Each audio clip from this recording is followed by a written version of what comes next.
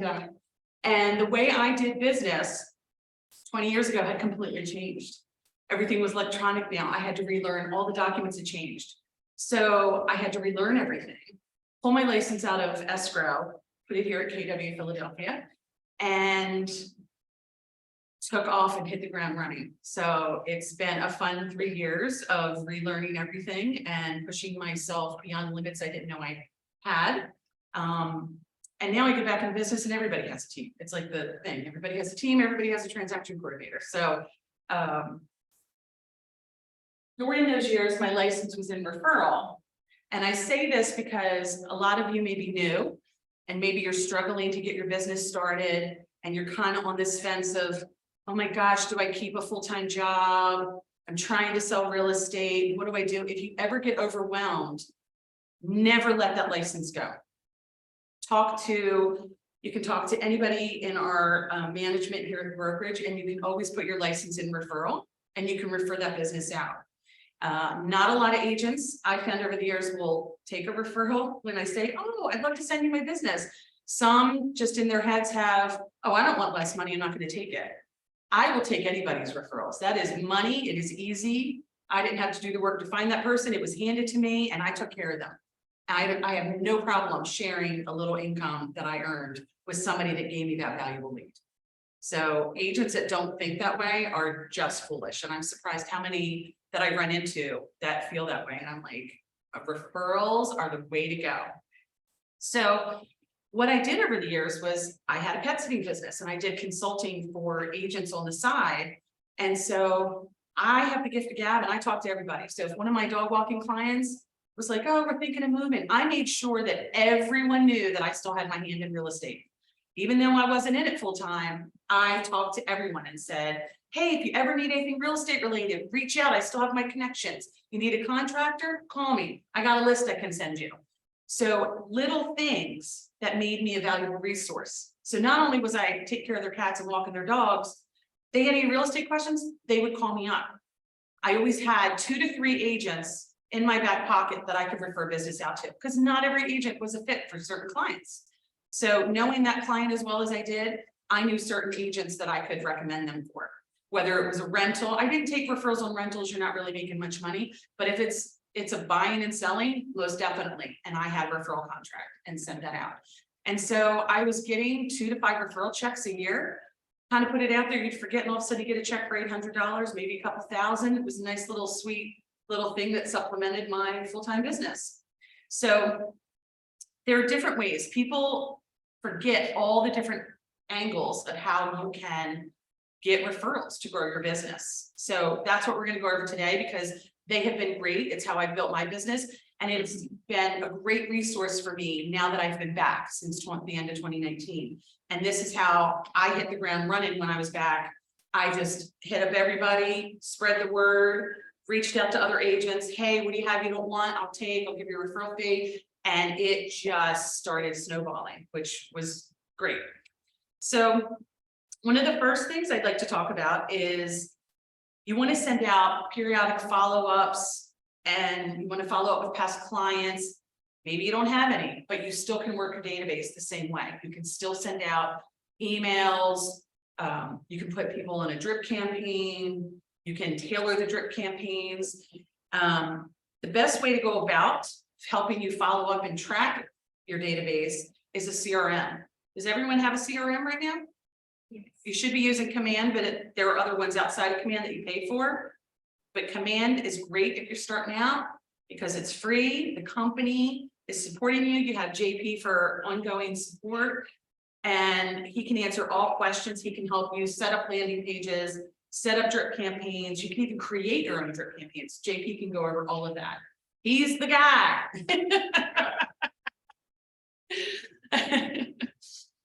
So that's a great way to stay in touch with former people. It helps track your notes when you're calling somebody, and maybe you're talking to somebody and they're like, well, I'm not ready now, but like, oh, we made me move into Texas. Well, that's great. Did you know that as part of KW Philadelphia, I'm part of the Keller Williams Philly family, and we're international. What, you're going to move? Oh, I have connections in that state. I can get you an agent in that state. And if you don't already have one, You can reach out through, I believe it's Command you can get on the referral, right? But I'm on a Facebook group for Keller Williams Realty, and it's worldwide, and I see agents all the time are like, hey, I need an agent in Tampa, Florida. Hey, I need an agent in, Detroit, Michigan. And people will start posting their names, and you reach out to them, introduce yourself, and ask about their way of business, how they do things. And then start putting them in your referral. So it's a great way that you can refer your clients move into another state, your family move into another state. You're not just landlocked and tied in here. You could be getting referral fees for sending those people to other cities, other states. I do Philly, and within an hour of Philly, if anything's outside of that and it's out of my comfort zone, I know we have agents in our referral system, and I've reached out. I've sent somebody to Jersey. I'll send somebody out to the Poconos and get a little referral fee for making that introduction. So you always want to have that ongoing conversation with everyone. Hey, I'm a realtor. Even if you have a side job, never tell anybody you have a side job. Real estate is what you do, and it is your full-time job. Just keep it up. Just keep talking. I'm a realtor. The more you say it, the more people are going to know it, and they're going to believe you. You don't want to say, oh, I'm waiting tables on the side, but I'm also selling real estate. They're not going to have as much faith in you. So you want to let everyone know you're real estate. Do they have any real estate needs? Come to you, and you can always refer that out. Another one is incentivize real estate referrals. It's a great way to connect. You can send pop-up gifts to keep you top of mind. Put a little code, like on the back of my business cards, I have a little line that just says, your referrals are the heart and soul of my business. So whenever I hand it out, that's written on the back. And I always let people know, hey, if I can't help you right now, keep me in mind. And then I always, other agents and other businesses, I'm like, I will gladly take on your business. What can I do? So to let them know how eager I am without being over eager, I sometimes send a little gift card for $10 to Starbucks with a little note and just say, hey, I'm thinking about you. I'd love your referrals. Or if they send me one, I've given $100 gift cards. If it's turned into a big sale, I've given like $100 or $200 gift card to a star restaurant. They can eat anywhere in the city. I know another agent in town was doing a raffle for referrals to get stuff. So your creativity for bringing in business is endless. Is there any legal remedy to that? Like, what am I not allowed to do? You know, I wonder, there was an agent recently who was raffling off $5,000 for referrals, and it was all over his social media. And that gave me some trepidation. I backed up. You would have to talk to your broker to get specifics, but I don't do anything that high. All mine's real low, and like somebody will send me a referral and I just send a thank you note with a $10, like, oh, thank you so much for that rental referral. That was great. Right. But my bigger referrals, if they've done something and they're not getting a referral check, like it's an outside business. So it could be a printer that prints all my stuff and he puts me in, then I'm like, hey, I'll give him a gift card to something. Okay. I'm not legitimately exchanging cash for business. Right. Yeah. And they're outside, so Yeah.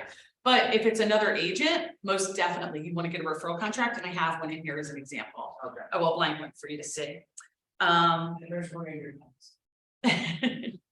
What?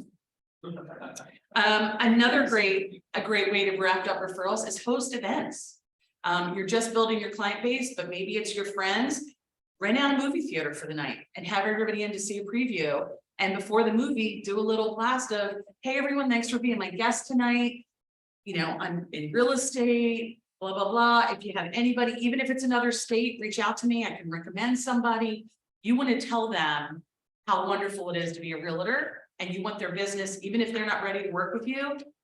Or like I said, they're moving, they have other things going on, let everybody know, and then just say, hey, after today's event, if there's anybody you think I can help, I'd love their name and number, or if you can send out an introduction, I'd greatly appreciate it.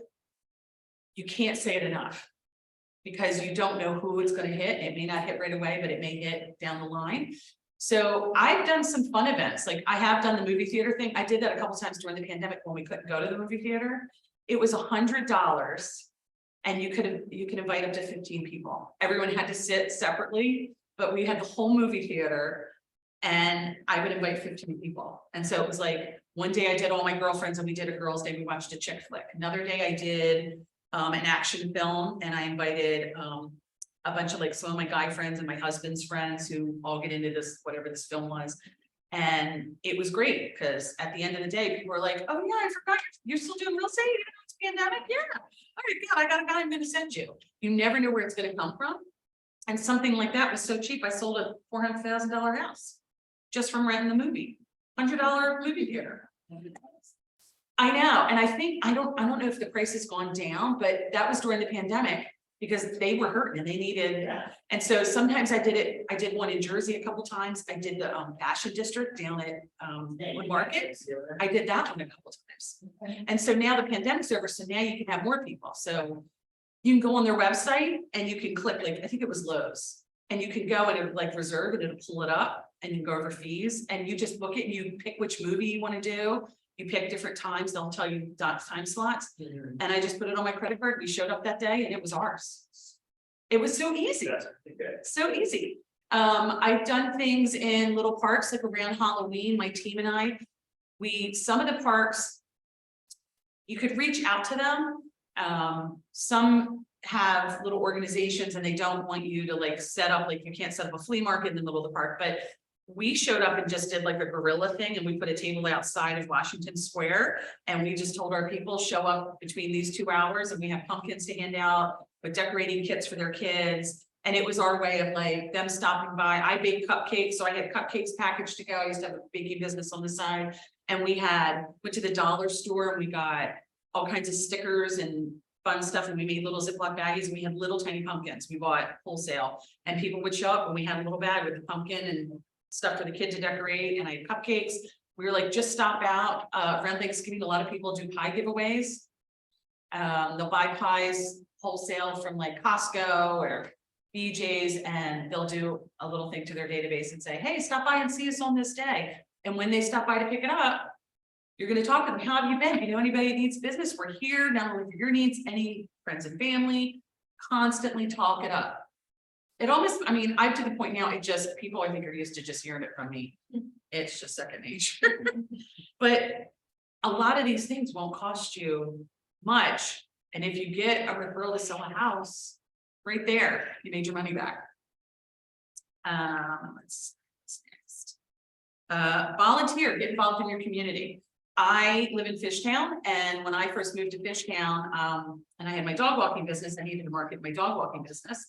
Also help with my real estate referrals.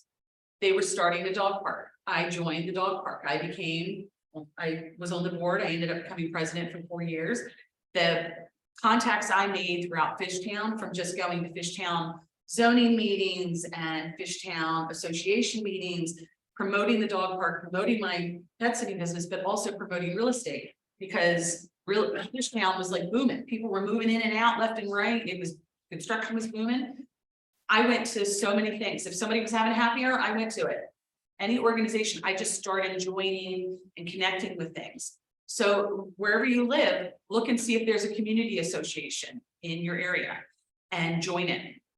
Become a member. Sometimes I know in Fishtown to join FNA, Fishtown Neighborhood Association, it's like $5 a year. I get their newsletter, they have events, I go to every event, I pass out my card, I network. People are just used to seeing me. Do you belong to any other organizations outside of work? Do you have interest? Do you belong to a gaming club? I'm a drummer. I belong to Batala Philly. You may see us around. We're loud, obnoxious. We play Afro Samba, Brazilian drums, and everyone knows. And my tagline, whenever we have a Batala event, I tag it. I sold a house last year. A woman who followed it's part of an international organization. She saw Batala in Paris 10 years ago, loved them, started following them. And every city she goes to, she would see if there was a Batala in that city. She was here in Philadelphia, saw us perform at the Bach Bar. Somebody came, saw me, tagged me. She followed us, saw it, and it came up Jennifer Nelson _realtor. Oh, we want to buy this house. She reached out. And I sold a house just from my social media, and this woman connected me to my organization. So I did everything with them online. They were based out of California. I went around, I videotaped homes, I FaceTimed them. When we went under agreement, everything was done electronically. When it came time for the home inspection, I went, we FaceTime, the home inspector talked to them about things that were going on. The first time I met them was when they flew to Philly and I picked them up at the airport. I'd done Zooms with them, so I know them on Zoom, but I picked them up at the airport. I took them to their Airbnb. I picked them up the next morning. We did the final walkthrough. It was the first time they sold the house. I was so nervous, but I had crossed all my T's, dotted all my I's, the whole process, and they loved everything. And then we closed on the house. And now they have family that are now looking in the area that want to buy a second home in Philly. And so you never know, but my connection to a group and constantly tagging myself on and other friends tagging me brought that lead in out of nowhere. Cost me nothing. Referrals.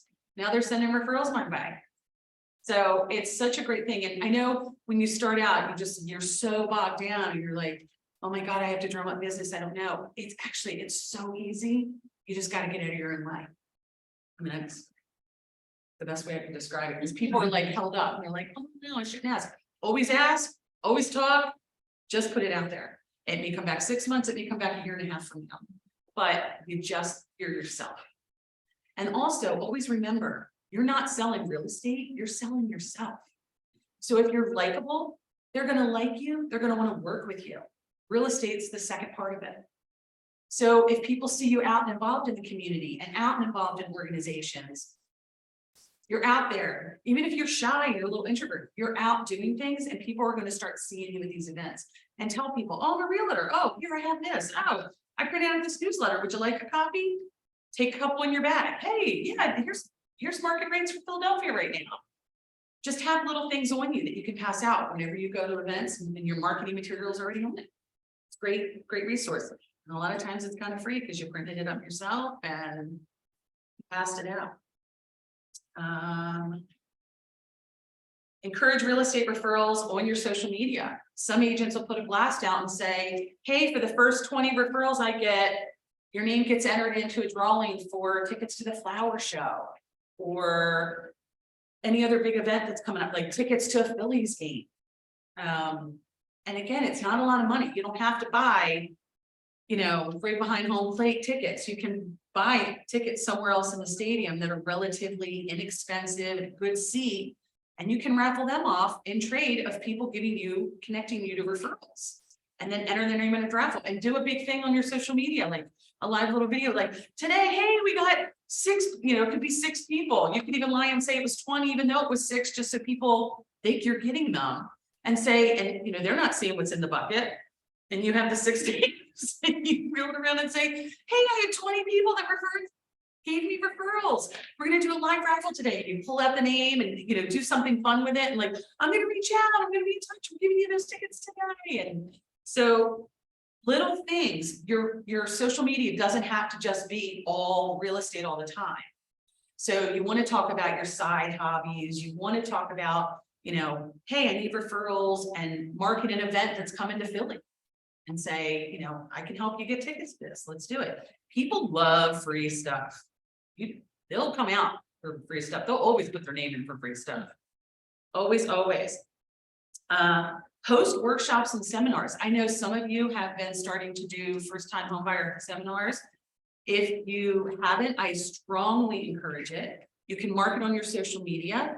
You share it with the brokerage that you want to do it. The brokerage will push it out on their social media. You can you can book this room. I have one coming up, I think in the fall, we're going to do a big one, but you just check with who does it? Tori or any of us? like if you need anybody. Okay. So just talk to management and say, hey, I'm thinking of hosting a first-time home buyers class. I'd love to use the space. Yeah. And so you have it. You can bring in your own food. You have the space out here. This is a great space to mingle. You have it here, and then just create your own marketing pieces and team up with a lender, team up with insurance, and have them kind of talk about the whole process. If you don't want to do it and bring people in person, do it on Zoom. Do it right from your house and team up with same kind of thing. Partner up with lenders, get them on. Everybody gets a little say, and you walk everybody through the process. Not only are you picking up first-time home buyers, but they may remember your class and say, oh, I learned this You know, my friend would like this a lot. They'll start referring them. When's your next home buyer class? Oh, I'm actually gonna do one next month. Let me help you out. Now, you have them in your database. Let them know every time you're doing a first time home buyer. They'll send it out to their friends. Post it on your social media. I'm hosting this event. Please share to anybody who may be interested. People will start pushing it out. So you just ask them, everyone share. And you'd really be surprised. Like I said, you're selling yourself and people like you, they're going to want to help you. And I'm not doing anything. I'm not over salesy. I'm not reading a script and I'm not, doing something that's not me. I'm just being myself. So it goes a long way. It goes a long way. Let's see. Join a referral network. There is, I think, since a lot of you are a lot younger than me, there is the Young Professionals Network, and I know a lot of newer agents have become a member of that, and they network with agents all over the United States. It's incredible. Are you a member? Yeah, it's just that's on Thursday night. I thought it was gonna be some party. It is a dark disco loud. And we're yelling to each other. Open bar, the whole thing was $35. It was in New York City. I met like probably 50 other agents from across the nation. So many people, What is it? I think you have to be 30 or under for that one. 30 or under, yeah. Yeah. 40 or under. Oh, okay, 40. All right, that opens it up a little bit further than I thought. It was wild, really fun. I'm 55. I got enough things going on, but that's great. Is he? Yeah. The young professional? Yes. Here, okay, that's really good to know. That opens my eyes up to something I haven't thought about. Yeah. That's great. So there's those kind of things. One of my teammates is on the LGBT Keller Williams, and we went down to Mega Camp last year. He went out to a couple evening parties and networked and got contacts of agents all over the United States when we were down in Austin. So anything, there are committees for just about anything, and I suggest join them, network. And again, you don't know where it's going to go. You may not need them in the next year or two. Maybe it happens, something comes, maybe you come to mind when they need somebody for our area. So goes a long way. I'm all about those networks. Co-market with another real estate agent and local lenders. So if you're doing an open house, team up with a local lender. There's so many that are willing to help. They can come up with a flyer for your open house. And years ago, when I would do open houses, we hated them. Oh my God, we hated them. The only people who come would be nosy neighbors. So we drag our feet, everyone hated it. I get back in all these years later, everyone does open houses. It's how I'm getting buyers. Everything is done electronically. So all these people are uneducated. They think they know how to buy a house. They do not know the process. So I've done open houses at the $200 level, the $400 level, the $600 level. I have gotten people that have walked in right off the street. They saw the sign, cute. Oh, we're going to check this out. They have no idea what their price bracket is. They've never even talked to a lender. They're just out looking on their own. And I said, well, how do you know exactly what you can afford? Local lenders are a great way to start. So either I have a local lender there at my open house with me to talk to them, or I have a flyer with their information. It's got information about the house. I hand it out. I get everybody to sign in. I now have their contact info. I send a follow-up email as soon as we're done. I make little notes when they leave on my sign-in sheet. Like as soon as I left, I'm like, oh, just moved here, renting, goodbye, 2 years. Like I make all my little, it has a dog, has 3 kids, whatever my notes are.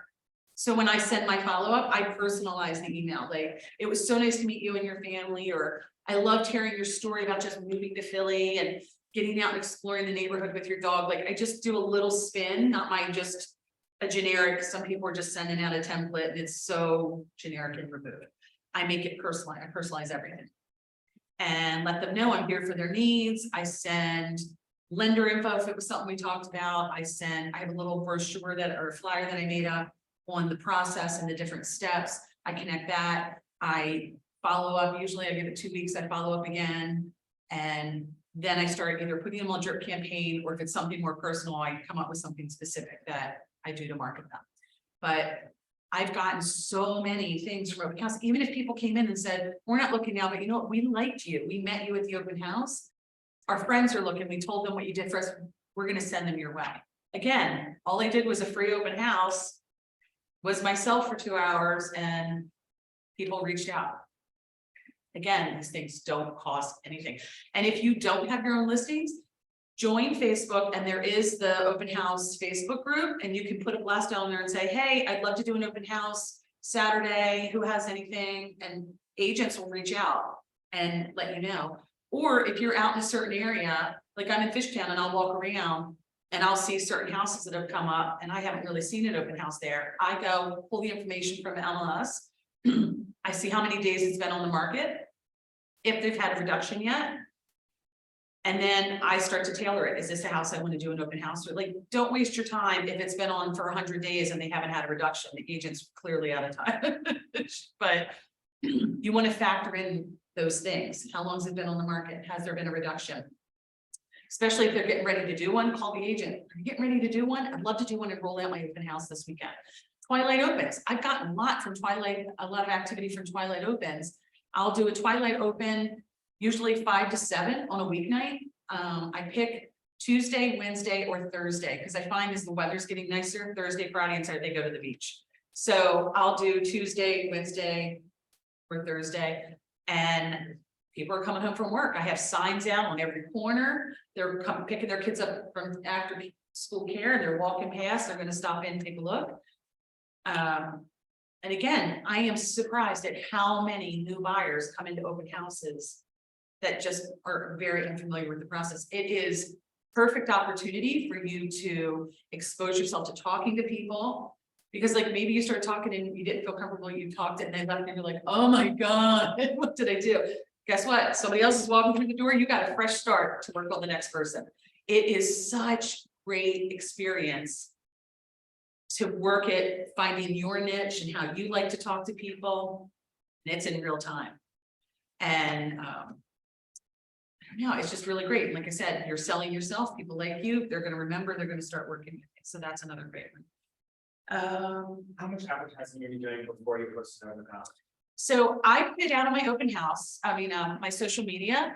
I don't like to bombard my whole sphere because not everybody is in a position to buy. So if I have buyers I know that are in that price range and I know they're looking in that area, I include them. Like I'll send them a little note and say, hey, I'm doing this open house this weekend. I'd love if you could stop by. It'd be good to see you. But I do mostly social media. I put it on list or once it's in the MLS, it goes out to the whole brokerage.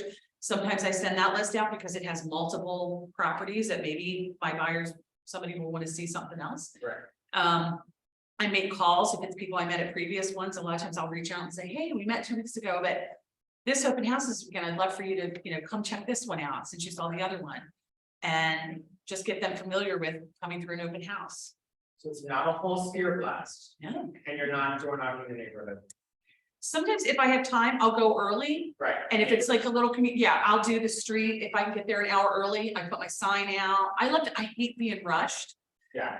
So I love to show up at least an hour early. I got a good parking spot. I put my signs out. I'm not like dripping sweat running around.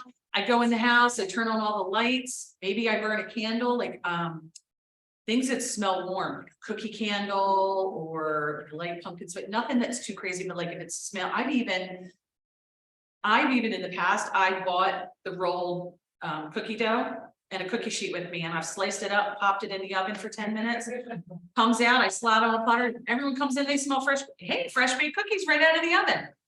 That didn't cost me anything, and I'm like, I didn't have to go whip up the batter. I didn't do it. It was just, I sliced it, dished it. Yes, I made fresh baked cookies. You get that smell, they connect it, they find you warm and cheery. Sometimes I have bottled water. Sometimes I bought like different Gatorades. If it's hot, I try to like do different little things. I'll bring a little cooler. I have a collapsible cart that I keep in my car, and it just helps me drag everything to the house. So it's like I pop it up and I'm not like walking up the street, and I'll just throw everything. I'll get like a cooler with, some drinks iced down that I greased earlier in the morning.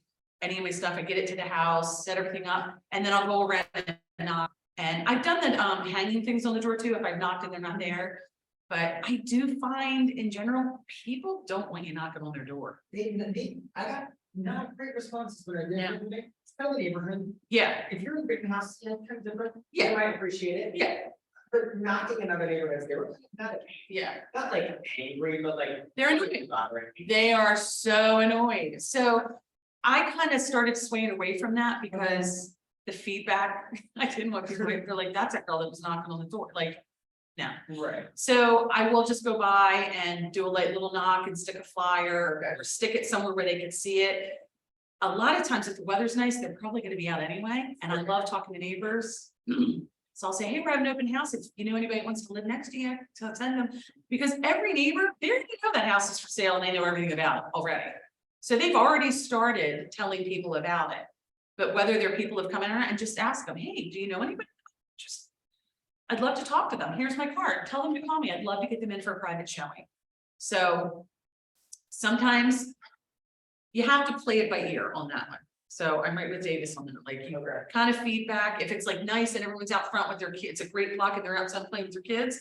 I like to say, hey, I'm the realtor doing this open house today. Come on through. Do you know anybody? Like, bring them on through. I'm here till 2, you know, that kind of stuff. And then I've also just walked around, like I bought door hangers, created like sometimes my own little thing ahead of time, and I'll just walk and like stick it in the door. But it also depends, like we were talking about, it depends on the area. You know, go with your feel. I also, when I schedule open houses, such a big thing that people forget about, I check the games. Is there a football game? Is there a baseball game? I'm not getting anybody in my open house. Is it gonna rain? That's gonna drop. A lot of people aren't gonna come out in the rain, especially in the fall. They're cozy inside. They're not gonna want to come out in the rain on a wet rainy day. So I like to look at the weather a week before and see where it's gonna go. And then I'm like, by Tuesday or Wednesday, I'm like, okay, I'm gonna do an open house Saturday for 2 hours. So factor that into when you're making your decision. Nicer weather days, bring out more people. And take extra signs. Like when I ordered my signs, I think I have 6 signs, and I'll put them not only on the end of each block in front of the house. I might go a block or 2 in each direction, just so it draws more people that might be walking on other streets. Don't just think you have your 2 signs. Go get more, because you can never put out enough, and you don't know where the people are walking from. Yes. So when you consider seasonal to like spring, something like better stuff. I do them all year round. I just factor in the weather because it's so funny. It could be literally a 10-degree day and I'll have a full house. People are showing up bundled up, but if it's raining, it drops. Nobody wants to come out on a cold rainy day. Football games. If I know a football game, they're on Sundays. I do my open houses on Saturday. So just go with what you feel, but factor those in. When you look and go, oh my God, is there a game this weekend? Oh, when's that? Okay, I could do an open house tour. That game's at 5. I could do an open house from 10 to 12. You know what I mean? But you don't want to be like, oh, I'm going to do an open house from 1 to 2. The game's at 4. Everyone's tailgate. So you're going to do it based on that. You mentioned earlier, it's not an issue to ask a listing agent for an open house that's not in your brokerage. I mean, we try to stay in the brokerage because obviously we would love to get a double sale Right. and make numbers for the brokerage go up. But I have been licensed for 20 years and I have agents that we all started out on brokerage and now we're all scattered. I have had them reach out. They don't have a team. They don't have assistants. They know I'm specialized in an area. They've said to me, do you want to do an open house? And I have done them, but it's not something I like to do because I want to keep promoting KW Philadelphia. But I have had them call out and say, hey, would you like these rental referrals? I got a rental listing, but I don't want to deal with the bringing the people through. I have gone and done an open house at their rental and had rental clients come in for 2 hours. But I called all those people and set it up and said, I'm going to be here for this, show up at this now. But I've made those connections. And And you then can do branding for KW if you're doing new house for the building. for sales, I've stayed away from that, but a rental, I'm not, like, I'll put my open house outside and, they haven't had a sign outside for a rental, so people walking by hadn't known. But rental leads, I welcome, because I have turned rental leads into buyers. I've had people give me a rental lead and I start talking and they're saying, well, I'm looking at $2,400 a month. And I'm like, you can get a mortgage for less than that. no, I'm not ready. And I'm like, well, why don't you make this call? Have you talked to a lender? And I start those conversations, and most of the time I found out they have not even had those conversations. They just in their head still think you need 20%. They think in their head, they're paycheck to paycheck, I don't have money right now. And I'm like, look, take the number. You don't need to call them right now. Call when you're ready. Maybe you're ready, call in 2 weeks. The call is free. I get no money from this. This is just people that gotten my buyers to closing with ease, and I enjoyed working with them. My buyers enjoyed working with them. Give them a call. They're going to want to go into your background, and they'll set up whether you're ready or not. Maybe you're not ready. Maybe they say you do A, B, and C for the next 6 months. You'll be ready. You'd be surprised. I have that conversation with every renter that I deal with. And usually, if I haven't turned them into it right away, I've had them come back a year or two later and say, hey, I've been dealing with the lender you connected me with, and I have been doing this, and now we're ready, and we're going to use you, because I stayed in touch. I showed them it was possible when other people just took it as a rental lead, and they were a pain in the ass and didn't want to do it. They remembered how I gave them a specialized service, and they're going to remember that when they come back to buy. So other agents, like I said, even if it's another brokerage, I network. And so I've said, if you have any rental leads you don't want, send them my way. I will gladly take a rental lead. And so they have. And I have a couple agents I started out with 20 years ago who are now doing luxury sales. And most of their rentals that they get are Rittenhouse Square. They will send me their rental leads for $3,000 to $4,000 rentals. And I'm out there taking them on, and I'm like, well, if you're paying this, oh, we're only going to be in town a year. Okay, I see it, but they remember me. And then I've had other renters, if I've helped, they're not ready to buy now, they'll send somebody. I had a friend who shops a lot up and down Walnut Street. So she knew a girl from Anthropology, she knew a girl from Free People. They needed rentals. She's 2025, both of them. I helped them get into rentals, and they weren't ready to buy. I've been working on both of them for 2 years, but I couldn't tell you how many of their friends they have sent my way as a rental lead that I'm also prepping for a buyer down the next year. But they remembered, and they said, nobody treated me like this when I looked at a rental. I love that you gave me this specialized service. I was their little concierge and got them in and out places, negotiated their lease. Things that they found overwhelming, which were so easy, but they had somebody in their corner and they remembered that. They have since, like I said, they keep sending their friends to me. So, and same thing, another agent who didn't want to deal with rental leads from another brokerage gives me her rental leads. And if I turned it into a buyer, I give her, even if it's a year later, I have sent her a referral fee and said, you sent me this rental lead a year ago. I just turned him into a buyer, and I gave her a referral fee. Because they're not asking for a referral on the rentals, because you really don't make much money. It's quick cash. But some agents would have taken it, maybe not have given the referral fee. Oh, that was a year from now. I would never do it. Never, never, never. I want them to know that I appreciate them, and I'm going to help them like they helped me. So just because they're in another brokerage doesn't mean anything. But yeah, when it comes to like open houses, I've covered, but I haven't blatantly. If there's signs on the outside, I haven't blatantly taken it over. I've done it like as a favor, but I don't openly do that. But, and then like I said, the rental leads, there's no sign outside, so nobody knew, and they just gave me, and I got 10, and I just called all 10 and said, hey, I'll be there on Saturday from this to that, and I'll put a sign out front and see if anybody walks by and wants to come in. But I have done those.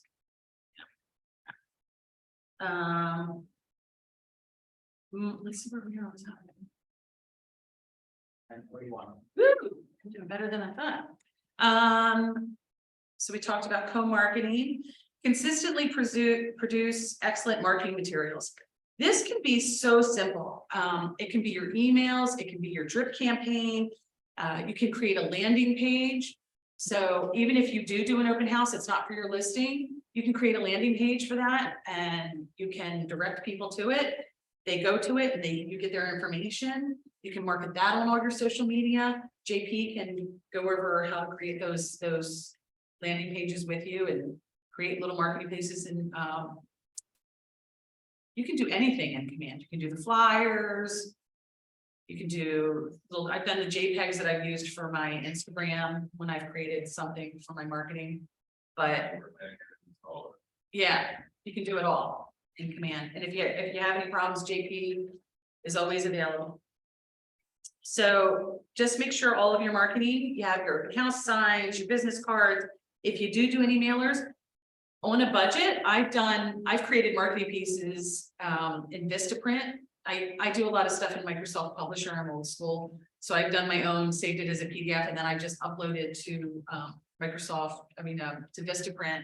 And I bought postcards that I will take to an open house and leave out, and they have, you know, my information on some, maybe, you know, somebody else is on another side, like a lender, or if there's a business I might be helping promote for the house. Like I've done those kind of things myself.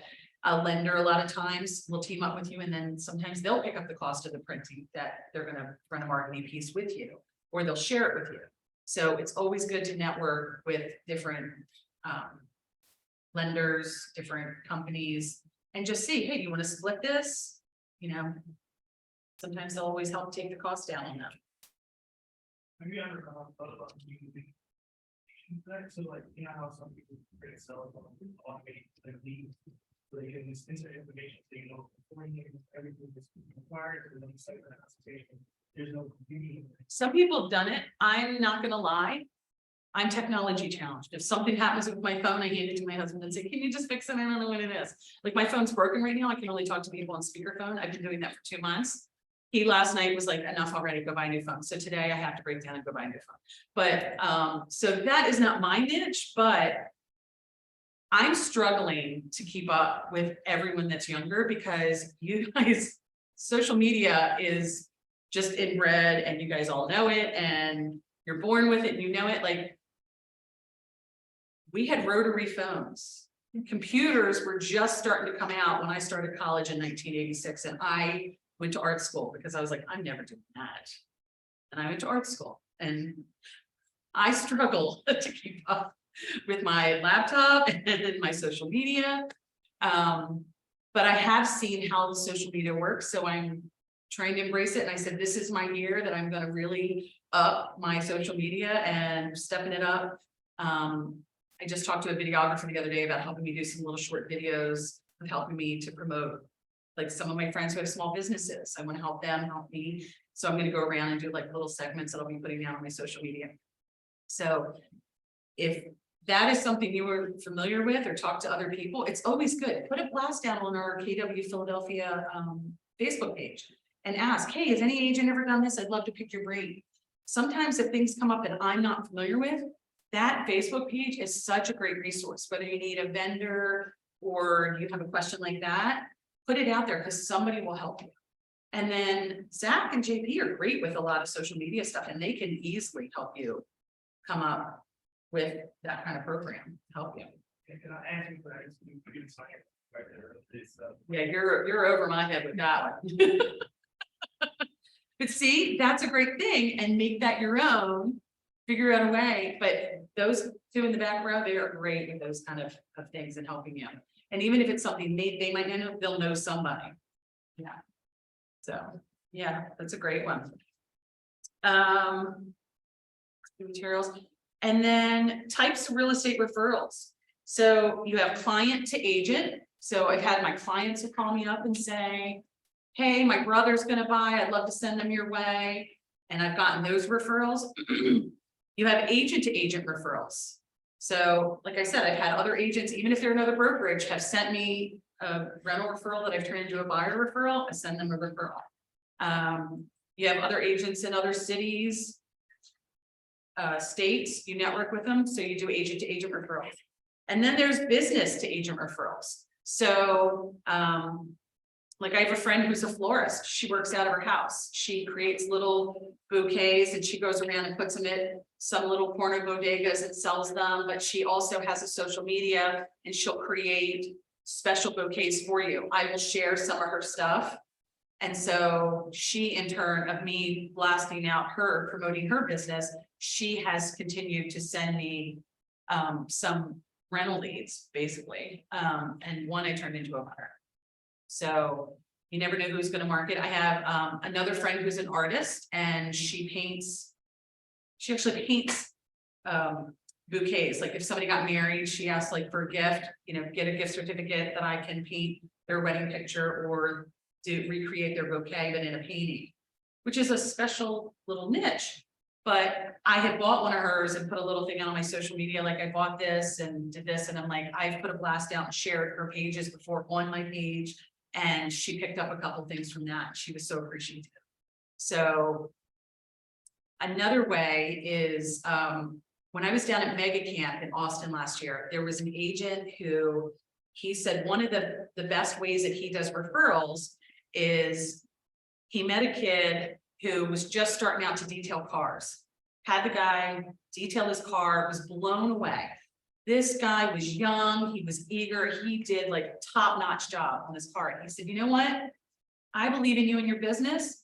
I'm gonna buy 10 car washes and I'm gonna give them to 10 of my VIP clients. So he then got gift certificates from this kid, and then he reached out to his 10 VIP clients and had this kid, the kid goes to their house, go to the house and detail the car at their driveway. He was in Texas, so they had a driveway and a hose, they could do that. But he said that kid remembered it so much that anytime somebody came in, he goes, you know what, I got this realtor guy. He helped my business. Oh my God, see what he did to his clients. You're one of his clients, you could get a free car wash. Didn't what it cost. He bought 10 car washes. He said he sold 2 houses out of that, and they were like over $500,000 each for buying the 10 car washes, and he helped this kid's business. And that kid remembered it, and now that kid uses him. So you always hear people say RO, is it for return on investment, ROI? He said do ROE, return on your energy. Why are you busting your butt when like that was such a simple little thing? You were already getting your car detailed, you loved it, you bought 10, you market it, now you have this, and now you have this little circle of leads that are coming in, and it wasn't a lot of work. It wasn't a lot of work, and so he called it ROE, return on energy. Get your energy back. Why are you spending all your time? And so that was such a simple little thing that he did, and he got referrals from that. So there's no endless to it. You know, you look around at everybody in your database. Which of your friends are starting new businesses, or who has a business, or their family has a business? You can come up with something, tag team, and say, hey, you know, they have a restaurant. I'm gonna buy 4 $50 gift certificates to the restaurant, and then you can raffle them off on your page to anybody that brings you a referral. And now you've helped out your friend's business. You got some referrals out of it. Again, people love free stuff. You just raffled off, you know, $50 gift certificates to a restaurant. You got some leads. So they're all super, super simple things, but you do, when you're starting out, you kind of start to lose sight and you get overwhelmed, and you kind of just like, oh, where do I begin? In the back of this, I've attached a blank referral agreement. You should always have, and it's a standard part form I use. Fill it out whenever you refer business to another agent for buying and selling. It's perfect. You have it on record. And it's a written agreement between you two. Usually the standard is a 25% referral fee. And then the very last back pages, because I knew I threw a lot out of like who to talk to and where to go, and hope it wasn't too overwhelming. But one of the things, it's a list of who do I already know in my database. Like you think you've tapped out, we call this a memory jogger. And has stuff on there is like my dentist, my children's dentist, your doctor. Does your spouse have a doctor? And you know, you go in, you start talking to the girls at the front desk, you talk to people in the waiting room. Anybody you meet, they should be going in your database as you meet them. Even if you don't think, oh, I'll never see this person again. I bought bras down at Third Love. I was in there chatting those girls up for an hour. All 3 of them had my business card when I left. And I got their email addresses, and they've been emailing me since, and 2 of them, hopefully I'll be putting in a rental, and 1 in a buyer next year. And that was just, I stopped in the store and I just started talking. And I did walk out spending a lot on bras that I didn't want that day, but I needed them and I hate shopping for them. But those girls still have sent me emails and said, hey, let's see you come by the store, because they knew my office is a couple days down. I'm like, oh, they're like, we're having a sale. So see, it's 1-2 ways. They're trying to get me in, but I need them too. So everywhere I go, like my husband laughs, because even if I'm in the grocery store line, I'll hear somebody talking. And they'll be like, oh, we need to do this. And right away, it's like my spider senses go up, and I'm like, ooh. I'm like, hey, I overheard you, sorry to butt in, but heard you need to do this. Well, I'm a realtor and I have a great contractor list. I'd love to send you. Here, let me get your email address or let me get your phone number. And most of the time they'll reach me. I'm like, I'll send that out to you as soon as I get home. And I've gotten people that way, just talking, but yeah, my husband will be with me and he'll see it go. He goes, like, don't you do it. And I'm like, and he goes, no, don't get involved. You're with me today. And I'm like, but I hear, and I don't know how to turn it off. So he doesn't like to go a lot of places with me when I do that. Or I'm petting every dog that I see. That's another one that holds him up. He goes like that. But I hope this list at the back helps you if you've kind of run out of ideas. Maybe just going through it, maybe will just jog your memory of something else that, hey, I didn't know about that. Yeah, that would be a great person to add in my list. So, and if you have any questions, I'm always reachable. I'm Jennifer Nelson. You can find me in the agent directory. I also have business person interview. My email address is jennifernelsonKW@gmail.com. Super easy.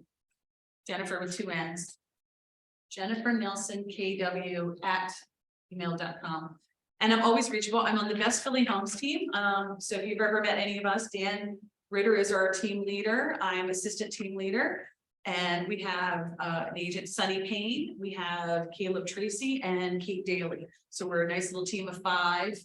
And as new agents, also, if you're struggling and you're just looking for ideas or people who to talk to, feel free to go to other agents that you meet or other agents you see a class, or if you're hanging out in the office and you start to see somebody around, look them up, look up their production, go after people that you would like to emulate, ask them to go to coffee, ask them to go to lunch, talk to them, because there's enough business, we all share it, and you might end up learning something or a way to do something that you haven't thought about.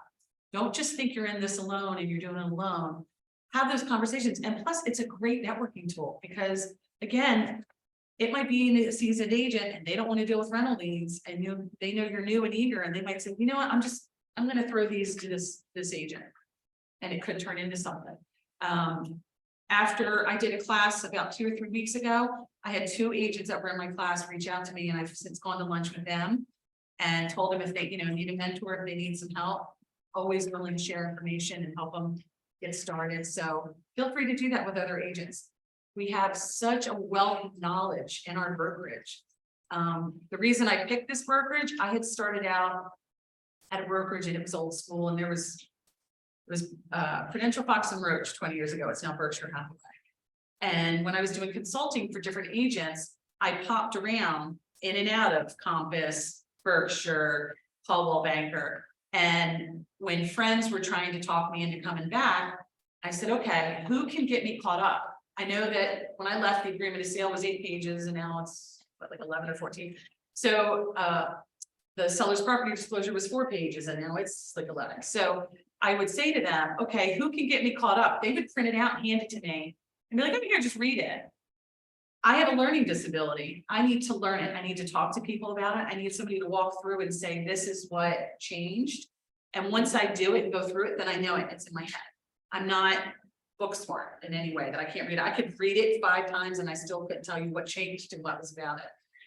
So when I was talked into coming on, join KW Philadelphia, I met with Vicky, our broker. And if you've never met with Vicky, she's awesome. She's always available. She'll answer any questions. She's great. And I said to Vicky, hey, I'm new. I'm jumping back in after, a 13-year hiatus.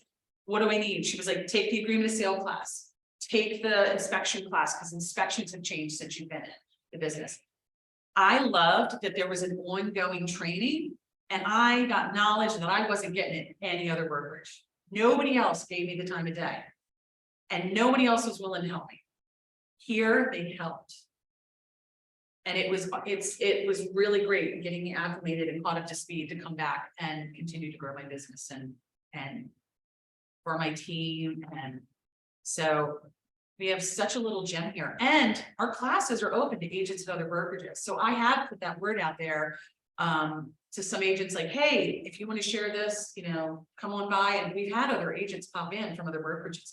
we're open to all. So it could also be a recruiting tool to you. So if you know other people that were brand new agents, that check in with them, maybe they signed up a Compass and they're not happy and they don't know what to do, and say, hey, why don't you come over, take a class with us? I'll send you our schedule. We have classes every Tuesday. Why don't you join me? Let's grab lunch after. They join here, they're in your downline. That's more referral money. What was that? They recruiting those. And then recruiting those. So another way, it's not just you hitting the pavement and struggling. There's so much out there to help you grow your business. Was that helpful today? Did anybody have any questions? Anything? Nobody? All right, I like it. Yes. How would you pre-qualify agent one for clients? Because I want to find someone that's fit for my client. Yeah. And they'll put the question. Call and interview them. Call and interview them, ask questions and say, hey, what is your process? How do you, because some people might say, oh, I send everything off to my team. Or like, oh, we have a whole team that'll take care of it. Some are like, no, they'll deal with me. They're a personal referral. Because I've had some who told me they wanted, my business, they work with me on referral. And then I found out they passed them on to somebody else. And then they were getting the referral, the person didn't know anything about it, or I got cut out because they did that. So I've always said, if I send a referral, will you be personally working with them? Great. And it might be something as specific, like you might need a certain language, or maybe it's a certain side of town. And have you ever worked with, like, do you have a limit of, like a sales limit? Some will be like, oh, I don't want to deal with anybody under 100,000. Well, then I'm going to have those people. I know that agent isn't for them. So just ask different questions about like their sales bracket, get them to tell you a little bit the way they do business. If they are within our MLS system, which we cover a couple states, Maryland, some in New Jersey, most of Pennsylvania, you can put their name in and you can pull up inventory. You can do inventory and you can see the line of business they do. And you can see price brackets and see if it's something for you. But yeah, I always have a couple of agents, different brackets, different sections. I even had a situation, somebody was looking for an agent in Florida, and it was a section of Florida I didn't have a connection. I put a blast out, they sent me 2 names. I reached out, interviewed them, and I found out I didn't want to do business with those people. But I was, I was very nice on the phone of like, thanks, great. Well, okay, when I get somebody, I'm going to send them your way. But I was like, I am not sending them this way. I am not. So definitely you'll start to learn the questions. But yeah, definitely interview, introduce yourself. That's the best way. Send them a Christmas card every year. Once you get them in your database, send Christmas cards out to the other agents in other states. Just say, hey, just remember, I'm here if you have everybody in the Philadelphia area. I would love to work with you. Hope you had a great, successful year. Wishing you a successful year. Just kind of make that connection. Your question? I sure do. Yeah. If you have any questions. Thanks. I do. Well, thanks, everybody. Does anybody need a card handed out? There you go. I have a Washington Square with us. I was there before the pandemic. A little Amazon. I got rid of this for the ladies.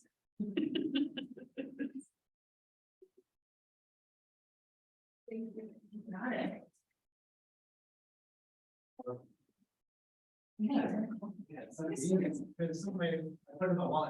They'll get so much. Oh, yeah. Oh my God, I've learned I keep them in my jacket. I have them always in my pocket. I have them in my wallet.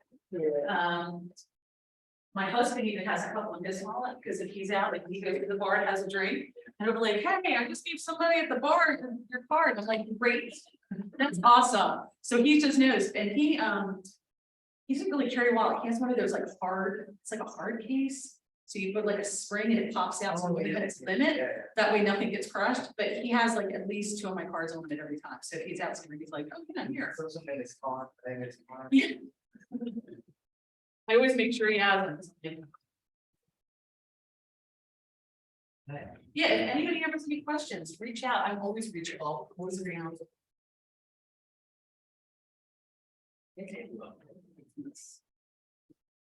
It's all rules. I am. I'm gonna stick around. Hey, good morning, everyone. Hey, you guys want to use the restroom real quick? I give you like 3 minutes. Is that all right? Or do you want to get started? 3 minutes would be great. 3 minutes it is, that's it, good.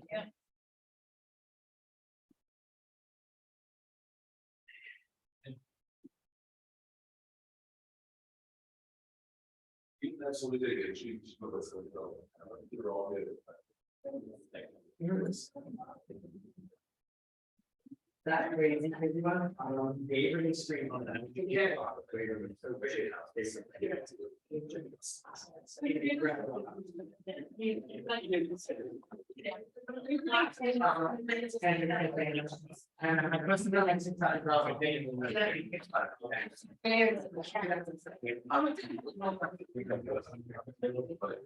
So it's like stories, we're only laughing about.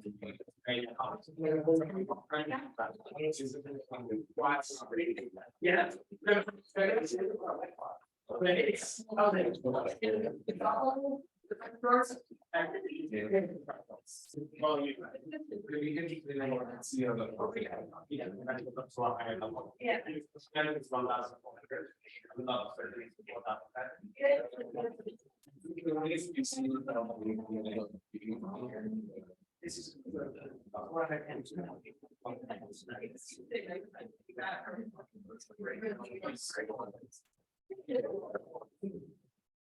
Probably all the disagree.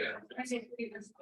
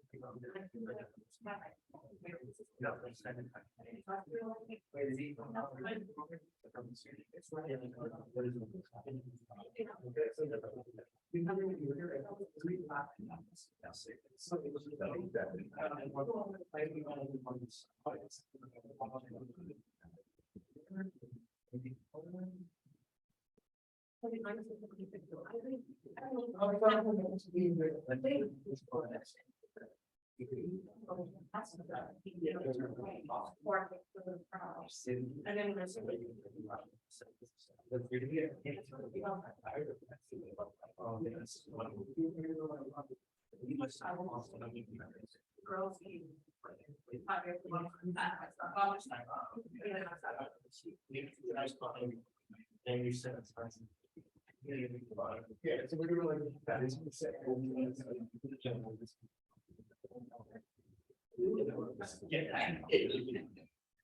Terrific, well, people's 3 minutes, will be 5 minutes. I want to get started with you guys.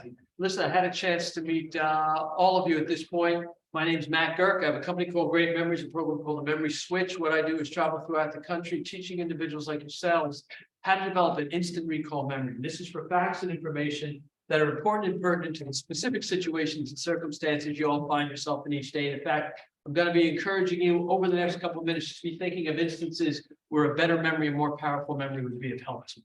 Look, names and faces, clients, contacts, people you meet in your personal life, details for work, procedures you're expected to go through, information about the products that you sell, the service that you offer, listing information, maybe critical information like where you parked your car, left your glasses, I don't know, becoming increasingly important. Those of you who are furthering your education anyway, look, they've already mentioned it, but KW has some of the best training in the industry. So the things you learn when you attend classes, go to seminars, involved with training with people like Jennifer, any instance at all where a better memory, more powerful memory would be of help to you. What I handed out to you is a little play sheet for a couple different purposes. One, going to be sharing some pretty neat facts and statistics with you. It'll give you a place to jot some things down. We're going to be doing some demonstrations, some actual training with you. As you can see on the top, there's room for your name. If you've forgotten your own name, you are definitely in the right spot here this morning. And for focus of today's meeting, what I'd like to write down is instant recall memory, instant recall memory. But what I want to do here this morning is actually start out with everybody's favorite subject. And what's everybody's favorite subject? Food. Is that about covered? Okay, not unusual. Whenever I speak with a group, there's half a dozen different items that will tend to show up over and over again. Food, family, money, sports. Some of you may be familiar. I would suggest in this room, most of you are, with a book that was written a number of years ago, How to Win Friends and Influence People. Dale Carnegie, yes. Number 2 bestseller ever written. Secondly is the Bible, which we think proves Carnegie wrote a fairly credible piece of work. Now, interesting for Carnegie, while doing research for his book, he discovered 2 very interesting facts. As it turns out, realtors, these are success secrets, and I'd let room for you to jot them down if you'd like. First, Carnegie discovered that a person's favorite subject is really themselves. Your home, your family, your job, your goals, your dreams, your move, your mortgage, your opinions, your future. That's what matters to people most. And what Carnegie realized is the more you know about a person, their likes and dislikes, the more you're able to recall about that person.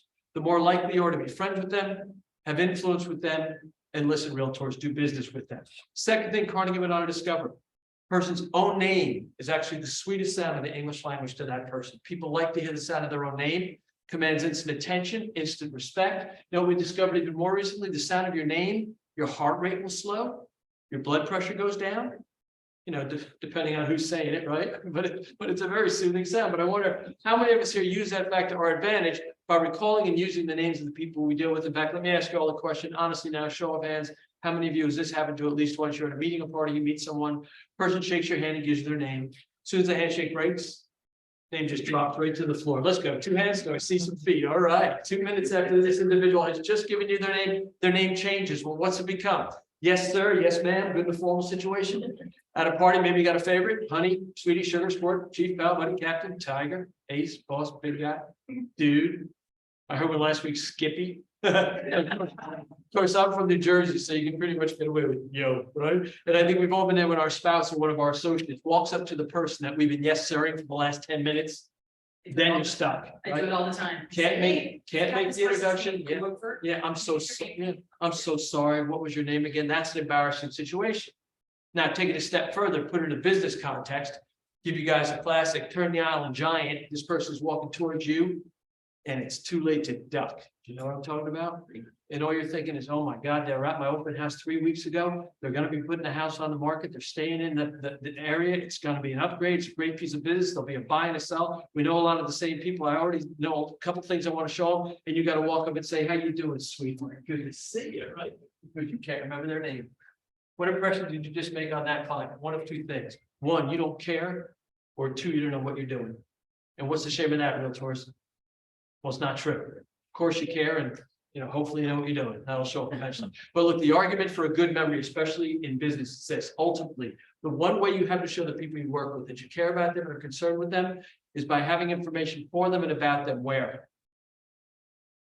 At your mental fingertips. Ladies and gentlemen, there are very few cure-alls in life, very few.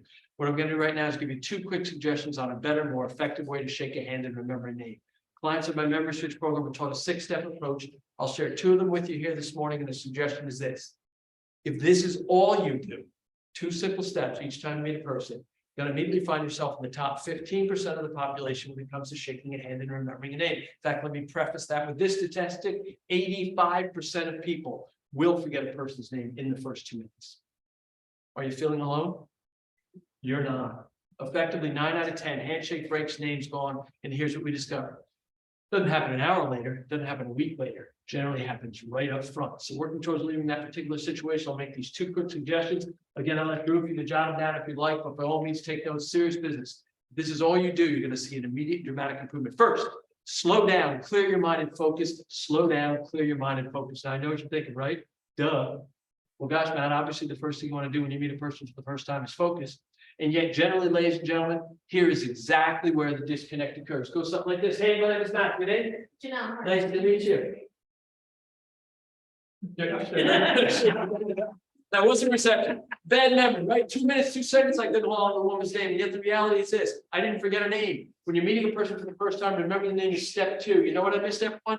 Step 1. Never heard the name to begin with. Back it up, bubble over the head. What's really going on behind the scenes in this initial meeting? Maybe it looked a little bit more like this. Hey, my name is Matthew. Janelle. Nice to meet you. What I'm really thinking is that actually somebody's house or is that a store? If that's a house, that's really kind of embarrassing. Look at that. You can look right in there. You can see everything. Homework brothers are I'm doing everything in the world except what? Focusing on the name. If you're shaking hands thinking, I hope my hands aren't too sweaty. What do I say next to make a good first impression? I wonder if there's going to be a piece of business for me. You just missed step 1. You never heard the name. So then step 2, remember the name's not even an option. And bless God, we're not ambushed, folks. People aren't spinning us around saying, hi, my name is. No, it's a matter of here they come, or especially in this business, here I go. That's the point at which you take 1 second, clear your mind, head in the game. Let's go meet this person. Next thing we're going to have you jot down is repeat, repeat, repeat. This works on 2 levels, ladies and gentlemen. First, neuromuscular memory. Our bodies have a memory for things we do repeatedly.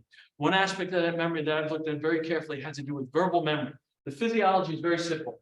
As you speak, your vocal cords vibrate. In fact, we can demonstrate that. Put a couple fingers alongside your throat. Just repeat after me. I say Jennifer Nelson. I say Alan Lane. Say Jacob Stonstel. Say Jacqueline Garcia. Say Davis Taylor. Say Zach Perini. Say Tiara Clark. Say Devon Curtis. Feel the vibration that occurs when you speak.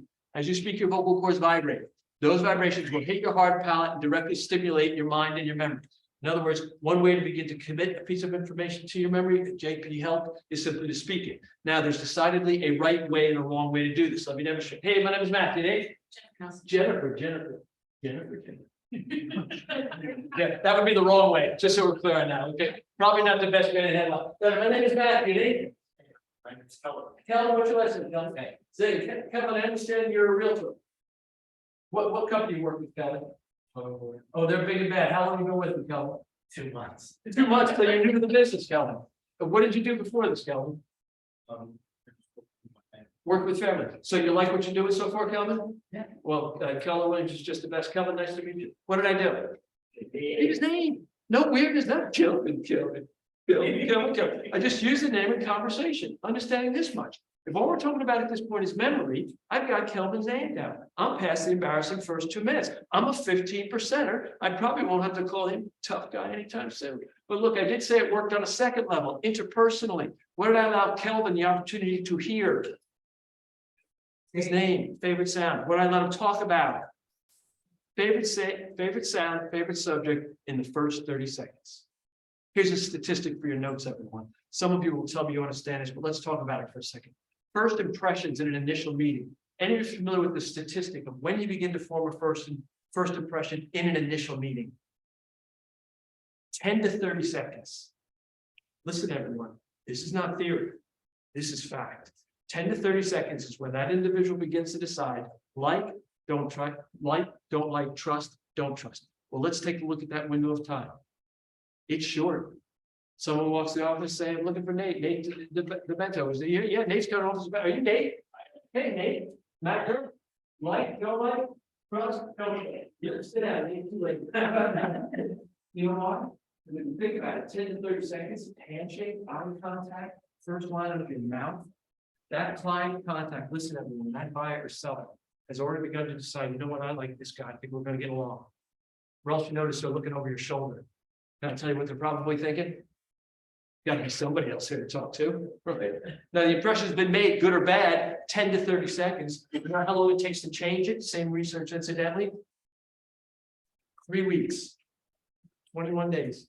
Hey, what's 21 days in your business, KW? You don't get 21 days. So here's the good news. Do what I suggest. Learn to make a good first impression in the first 10 to 30 seconds. You know what that will effectively give you? Well, 3 weeks to screw it up. Come on, guys. Right? To make a bad impression, the suggestion is this. In a business as competitive as yours, there's every possibility you're simply never going to see that person again. But yet, it is trite, it's cliche, but it could be more true. One opportunity to make a first impression, 10 to 30 seconds. Here's a suggestion for you. Slow down, clear your mind, and focus. And then repeat, repeat, repeat. It's about two things. One, grabbing a hold of a person's name. Are any of you looking for a little competitive advantage in this business? Something that would make you stand out? I'll tell you what, turns out shaking hands, remembering names is huge. You know why? Because 99 people out of 100 can't do it. If you're the one who can, people notice you. But it's also about making a good and powerful first impression. A little background. I've been around 30 years. Memory technique's been around for thousands of years. So records of we have records of different memory techniques. Up until this point, they've all been rather difficult to learn and use. Maybe you've read a book, take a little course, total basic word association, probably discovered what I did. Kind of limited, kind of hard to apply. In fact, what's made my memory switch program the most utilized program of its kind ever developed is I've never based my technology on basic association. What I address instead is the main problem people have when it comes to memory. That's really not the problem of forgetting. And I know when I said that, people are like, well, of course the problem is forgetting. But if I take it back to the example I gave you earlier, in the supermarket, can't remember the name, you fake it. They know you're fake. You know you're fake. You look totally embarrassed. Like, I know the woman. What does it matter with me? Why can't I remember the name? Here's the point. Get to your car, you pop the trunk, you start loading the groceries. What pops into your head? Tori Hawkins, the name just pops into your head. Point is this, did you forget the information in the first place? Probably have with recalling the information when you need it. And if you consider for a second how you treat your own memories each day, this is not a stretch. I mean, the analogy is a filing cabinet. Hundreds, thousands of different bits of information. But if I say, Jacqueline, would you grab me the Jones file? Jacqueline goes right to the cabinet, pulls out the Jones file. How come?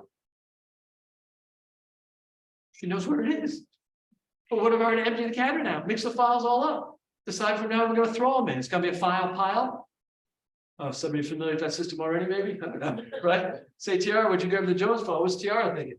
Well, if you're on salary, no big deal, right, Tiara? Right? Same cabinet, same information, but suddenly it's an hour, it's a day, it's a week to find it because there's no organization or order any longer. And yet, you all need to consider for a second how you treat your own memories every single day. Just this morning, turn on the radio, right? News, weather, traffic, sports, deal with family members. Where's everyone going? When's everyone coming home? Got to work, dealt with associates at the office, check an email, check a voicemail, sat in a meeting, attended a class, went to a seminar, newspapers, magazines, caravan. Look, all day long, what are we doing?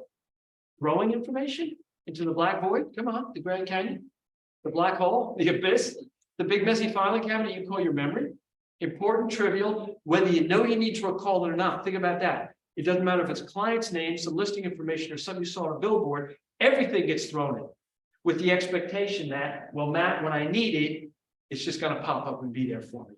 Look, we know that's not the case. What I develop, what I teach my clients, a mental file folder system, if you will, areas of your memory where you can begin to place information. Now, listen, that you've decided is important and pertinent. Look, guys, I've always tried to be very practical in my approach. Here is something I know I need to recall. This is for a test I'm taking, a presentation I'm giving, my list of things to do, client information, product knowledge, a person's name. I don't want to throw this in and hope. This is going to get placed in. That way I have instant access to it when I need it. I tell you what, we'll have a little fun. We'll evaluate our own memories here today. Just go to the center section where it says, can you remember? And what I'm going to do real simply is this. Look, this is a very small group, guys. I wish we had had more people in the room. But when I call your name, give me a word. Any word else. Sometimes you want TV, podium, water, coffee, phone, something that'll fit on this game card that you have in front of you. Then we're going to go back. We're going to see how well we can recall the information. Jacob, why don't we start with you? Just a word. Briefcase. So for number one, you just want to write the word briefcase, and obviously we don't need to stay in the room. It's just kind of an example in out. Computer. Angela. Clay. Clay. Clay and Nate. Chair. Chair. And Zach. Cell Cell phone. Cell phone. Carol. Door. Door. Come on. Excuse me. Apple. Yeah. And Dave? Forward. Ford.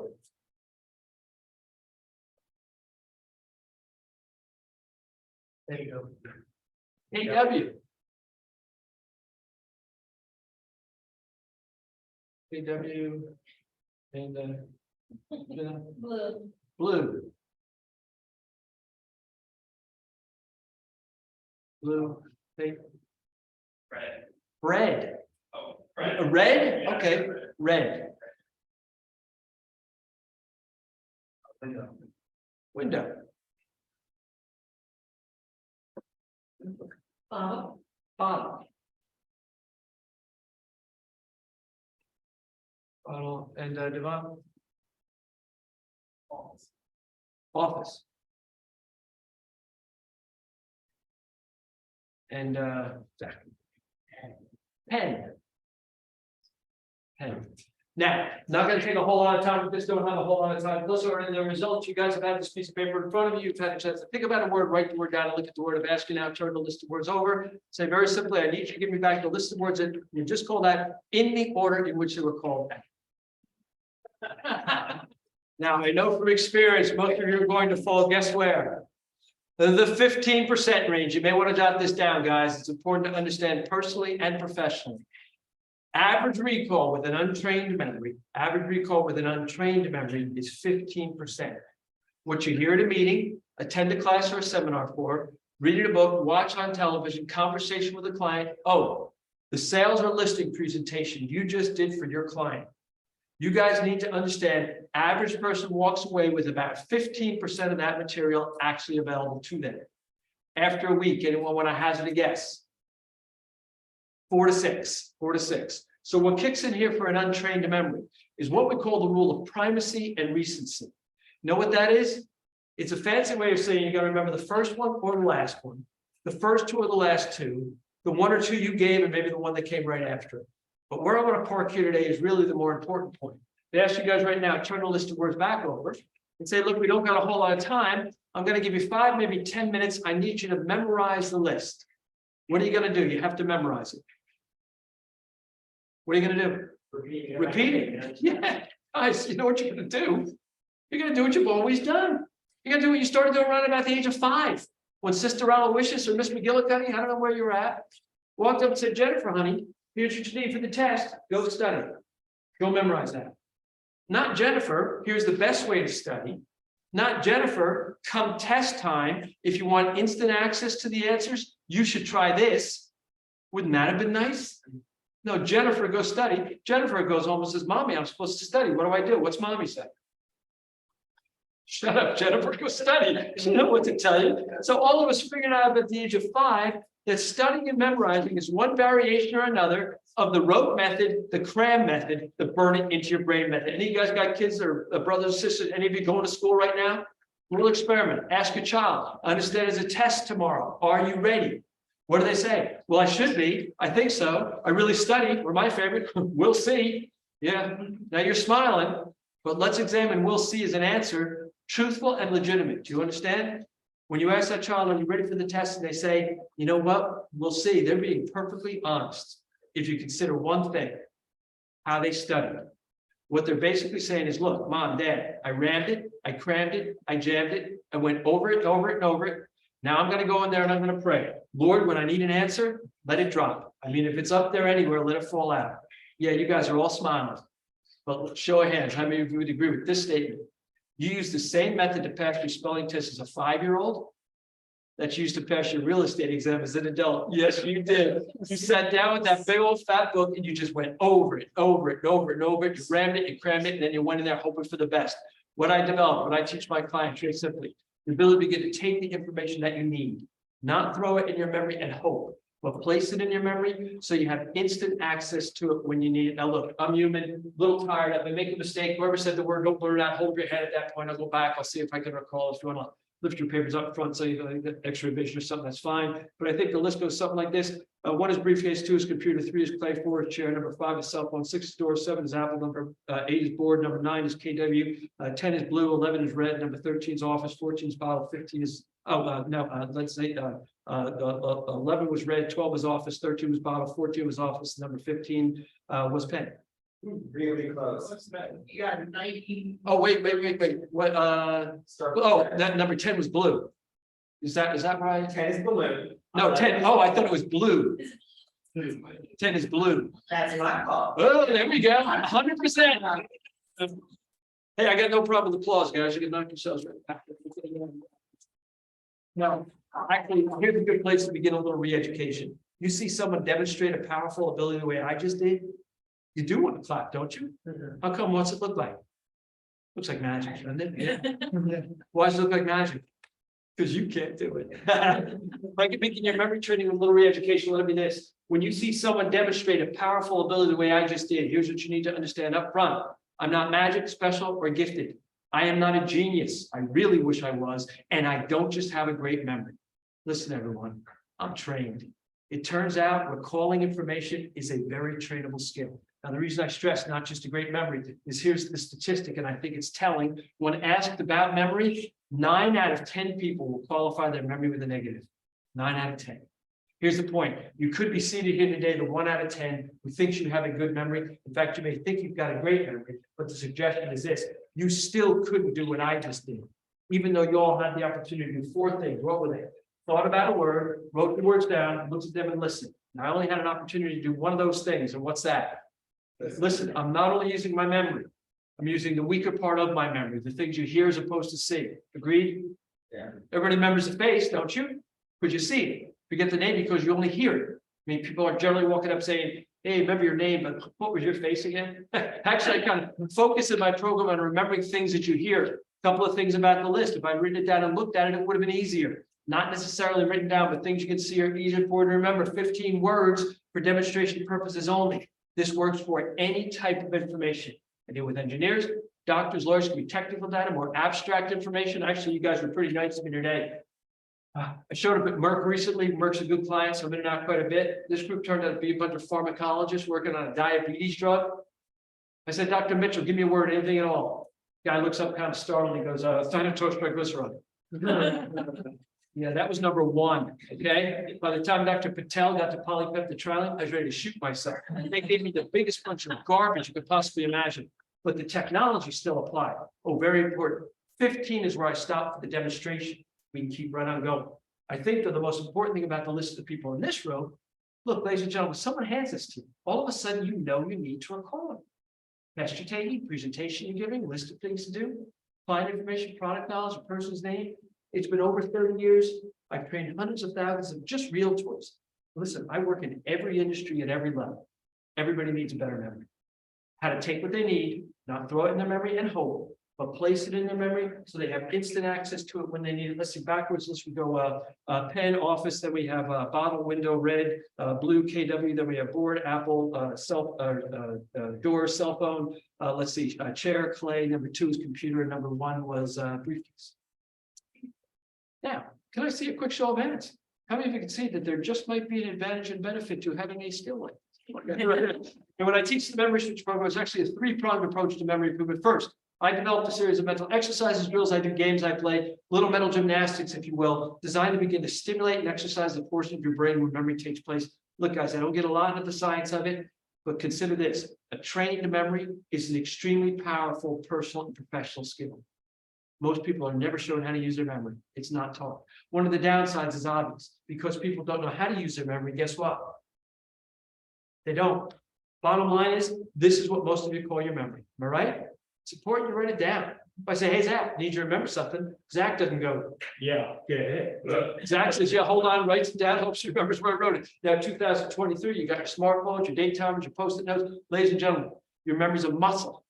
It's an extremely neglected muscle. Exercises, drills, games we play. Part of the base is stimulate that area of your brain. It's called the hippocampus. Has to do with neurons and neurotransmitters. We can strengthen it. We can get it back up to speed. Secondly, I teach memory techniques. They're called mnemonic devices. Mnemonic device, simply a way to get information into the short-term memory long enough that it can become knowledge. Knowledge according to memory switch, permanent and accessible information, permanent and accessible. Like your name, how to tie your shoe, members of your family. I start with the very first one. It's where I'll begin with you here this morning. I take you through their history. Obviously, I'm working towards the more cutting edge techniques like the one I just demonstrated. Lastly, I deal with focus and activation. Quick show of hands. How many of you have ever read a page of a book or a magazine? Realize after you're finished, you don't remember a single thing you just read. Now, here's the thing. Did you forget what you read? Listen, I'm going to be hitting on this for the rest of the program. You know what the good news is? Most of what you think you're forgetting day in and day out, listen, you never tried to remember in the first place. In other words, were you focused? Were you keyed in? Were you present for the information? Pay attention in any one of these three areas, you're going to see improvement in your ability.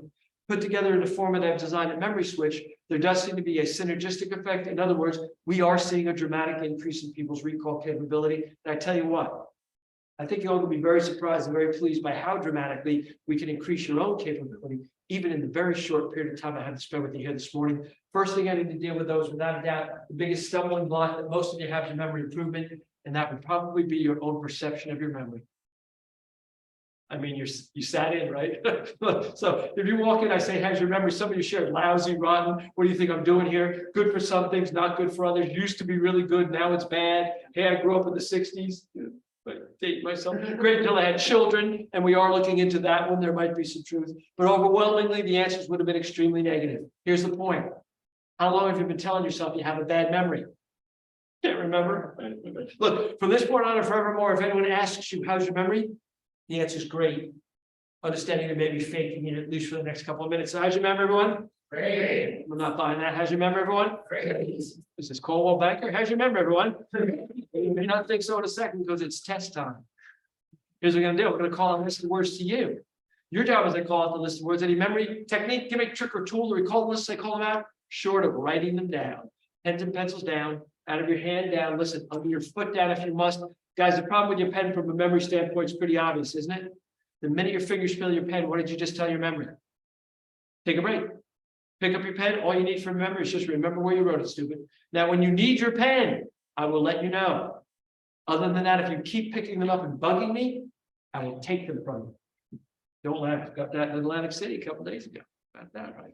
I'm going to call out a list of words to you. Your job, any memory technique, gimmick, trick, or tool to recall the lists I call them out. Close your eyes, everyone. As beginners, closing your eyes will help you to focus and concentrate. It's not so I can make faces or scratch. Don't worry about what's going on up here. Everybody ready?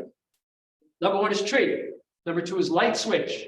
Then we have stool, car, glove, gun, dice, skate, hat, bowling ball, goalpost, eggs, witch, ring, and paycheck. Okay, quickest way to do this, flip over the page you've been using, turn it over real quickly. I want you all to number down the page from 1 to 15, number down the page from 1 to 15. Once you've numbered down the page from 1 to 15, I want you to write test A above it. And then what I want to encourage you to do is write down the list of words I just called out in the order in which I called them out. Is anyone finished already? Do the best you can. The list of words I call out in the order in which I called them out.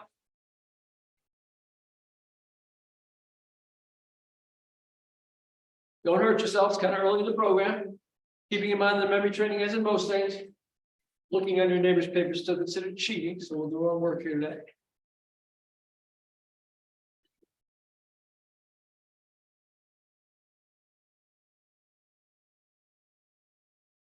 I tell you what, for purpose of time, if you are truly and rightly done, put down your pen or pencil, look up in desperation. Okay, getting fairly desperate. We need to correct these. Exchange your paper with someone. Go ahead. They didn't do any better than you did. Go ahead. We're going to be working with farmers of time. We're going to be working in small groups. Now, ladies and gentlemen, very specifically, in order to correct these, what I'm going to do is I'm going to call out the list of words again. Your job, in order to correct them, a check mark next to a correct word.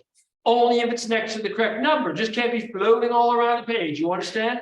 Now, I don't want you scribbling down words as we go along. Real simply. Correct word next to a correct number gets a check mark. Other than that, you don't even need to put pen to paper. And by the look of things, this ain't going to be real tough. Okay? Everybody ready? Number one is tree. Number two is light switch. Then we have stool, car, glove, number 6 was gun, then we have dice, skate, cat, number 10 was bowling ball, don't write them down, Nate. 10 was bowling ball, 11 was goalpost, then we have eggs, 13 was witch, 14 was ring, and 15 was paycheck.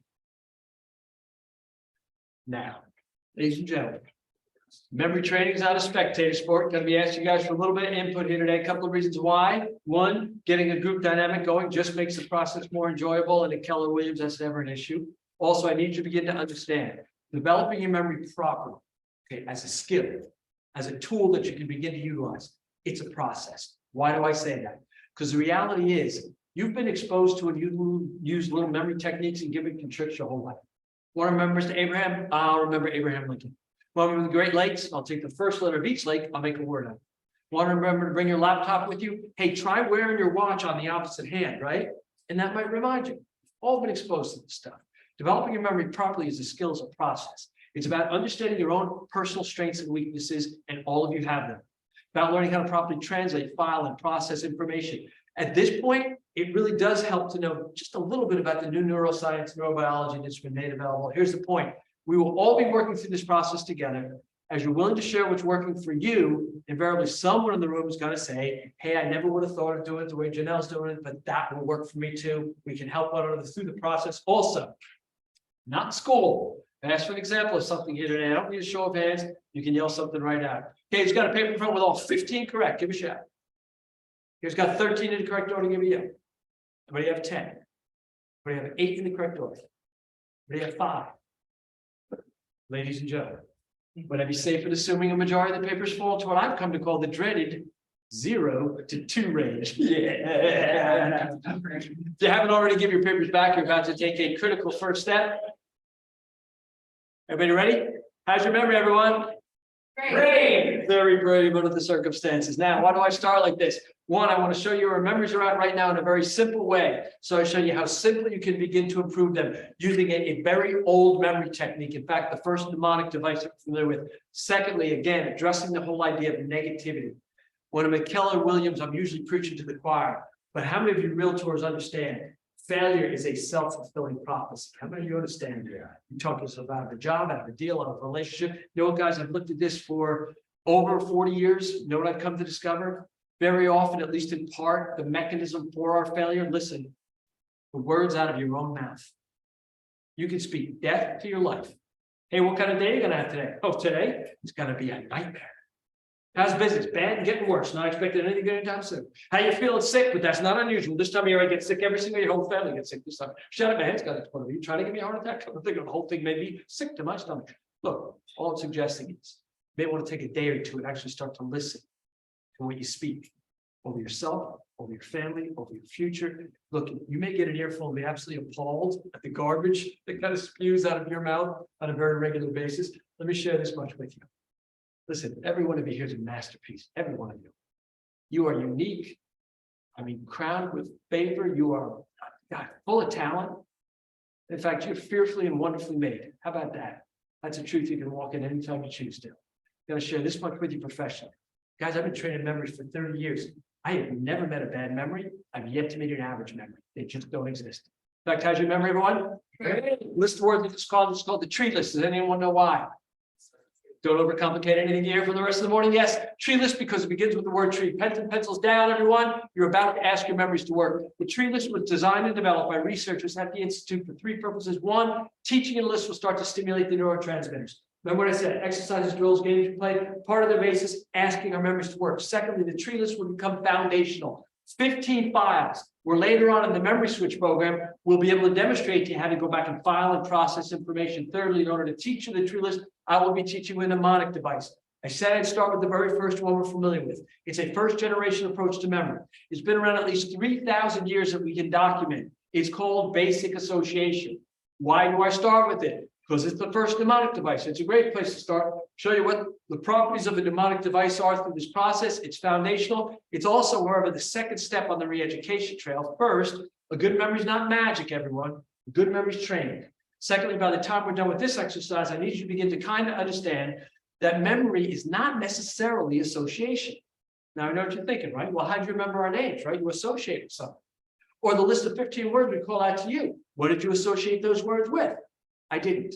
Just so you understand, when I was memorizing your names and those words, I wasn't associating. Now I'm going to show you how the technique works. I'm going to show you why it works. But in the process, I'll also point out some of its limitations, some of its drawbacks. In other words, where I need to begin making changes in memory switch to get around some of its inherent problems. So stimulated neurotransmitters, 15 files, and an understanding of basic association, what it is, what it isn't, where it can and can't be used. Have you noticed I speak quickly? Yeah. It's only going to get worse, guys. I'm going to go all New Jersey on you. I don't have a whole lot of time to spend. I've got another appointment. In fact, let me qualify by saying, not only will I be going fast here this morning, I will be going stupid fast. How fast will I go? Stupid. Oh, that's really capitalist. How fast? Stupid. Way faster than I normally go in my life training. Obviously, my home study course, it's designed. Take it at your own pace. Today I'm going to be going stupid fast. Zach assures me you guys can handle it. I think it's probably the case. But take 1 second, if you would please turn to the person next to you and say, buckle up, Bubby. Go ahead. Good. Let me get you guys started. Pens and pencils, down, down, down. Number 1 on the tree list is represented by the picture of a tree, because the trunk of a tree looks like what number? 1. The main strength behind basic association, just put it down, Devon, you're making me nervous. Yeah. The main strength behind basic association as a technique is this. When you can design it to work, it can be extremely effective. In other words, researchers at the Institute said, what do you want to use for the number 1? Well, how about a tree? The trunk of a tree looks like a number 1. Everyone agreed, shook hands, popped champagne, went home. It was a great day at the Institute. The drawback is it will only work in isolated instances. For instance, number 1 on the list of words you gave me was briefcase. One doesn't work for briefcase, right? Or for computer, or for clay, or for apple, or for red, or for blue, or for bottle. I don't think the number 1 would have worked for a single. Well, 1 would have worked for pen, right? But 1 wasn't pen on my pen wasn't 1 on my list. It was 15 on my list. Works when it's designed to. Yeah, you can check that. Check. Works when it's designed to work. From now on, when I say 1, I need you to say tree. What's number 1? Tree. If I say tree, I need you to say 1. What's tree? 1. I say 1, you say tree. What are you all seeing in your head right now? A tree. You know why? Because, ladies and gentlemen, real simple. The language of your memory is pictures. Coin of the realm when it comes to your brain. What does it look like? And the reality is, it doesn't matter what your brain is handed. The first thing it will attempt to do is turn it into something it can see. I say 1, you say tree. You see a tree. I say, don't think of purple elephants. What's dancing through every head in the room right now? Purple. If I say love, what pops in your head? Heart, face of a loved one. Don't share. But here's the point, everyone. Love is an abstract, isn't it? Brain doesn't care. Your brain always wants a picture. Here's some really good news. If you remember things that you see, and you do, don't you? I can teach you the skill of seeing the things you want to remember. What's number 1, everyone? Tree. You've mastered the entire technology. I want you to give me a bunch of reasons why the number 2 is represented by the words light switch. You can give me some reasons why. 2 words, 2 syllables. What's another one? Open down. Open down, which would make it go on or off, which would make it get light or dark. 2 words, 2 syllables. Up, down, on, off, light, dark, night, day, positive, negative, open, close. All reasons why the number 2 is represented by what words? Light switch. Now, some of you called it association after me. Alan, a couple of the others. Good news. Your memory work is over at this point. One thing I hit on very heavily with memory switch is a real simple fact. When you create or invent something, when you come up with an idea, when you have the light bulb aha moment, you know what I'm talking about? Very little memory work necessary. It turns out that if you create something, you tend to automatically know it. In fact, turn to the person next to you and say, if you create it, you'll know it. Go ahead. Yeah, a little more emphatic, please. Yeah, you see, critical and memory switch in its formation was this little profundity. Think about this. Most times when you have trouble memorizing stuff, it's because you don't like the stuff. Someone's walking up and say, Jennifer, here you go. And Jennifer's going, oh, shoot, not that stuff. I hate that stuff. I am great with this stuff. I'm fine with that stuff. But this stuff is an issue for me. Is there an answer? Is there an antidote for this? Well, what if you could learn to translate the information? In other words, I don't do well with this stuff. It's not a format that's good for me. Can I put it in a format that works better for my own personal skills? Well, it turns out with a little bit of training, absolutely. So suddenly it doesn't matter if it's names or numbers or faces or directions. If I can put it like this, I can handle it just fine. Close your eyes. 2 words, 2 syllables. Up, down, on, off, light, dark, night, day, positive, negative, open, close. Pick the one that works best for you. What's number 2, everyone? Light switch. Number 3 is stool. How come? Yes, 3-legged stool. So what's 3, everyone? Stool. So what's 3? Stool. 4 is car. How come? 4 wheels. So what's 4, everyone? Car. 5 is glove. How come? 5 fingers. Now 5 doesn't work for mitten. It's a problem with basic association, but it works great for glove. So 5 fingers what? Glove. And 4 wheels what? Car. What was 3? Stool. 2 was? Light switch was number 1. 3. How's your memory, everyone? I notice what this technology is totally dependent on. It has to be logical, doesn't it? 5 fingers glove, 4 wheels car. The problem with logic is twofold. If it has to be logical, you're limited. It's a limiting factor. 2, I discovered and used a great effective memory switch. Consider this: what makes a bigger impact on your memory? Normal, everyday, mundane things, or totally illogical, off the wall things? Yeah. See a minivan today? Yeah. When? Before? Where? Down there. But if I say, did you see a polka dot minivan with a bad muffler, belch and smoke, dragging Jay Leonard down Market Street? You did or you didn't, right? So basic association says it has to be logical in order for it to work. Memory switch will tell you you can actually avoid logic. It limits you and it's not as memorable. 5 fingers what? Glove. 6 is gun. How come? 6 shots. 6 shots, 6 bullets, six cylinders. What if you get shot with a gun? 6 feet under. Come on, guys, let's go. Right? 6 shooters, 6 guns, 6 feet under. What's number 6, everyone? Gun. Number 6, gun. 7 is dice. How come?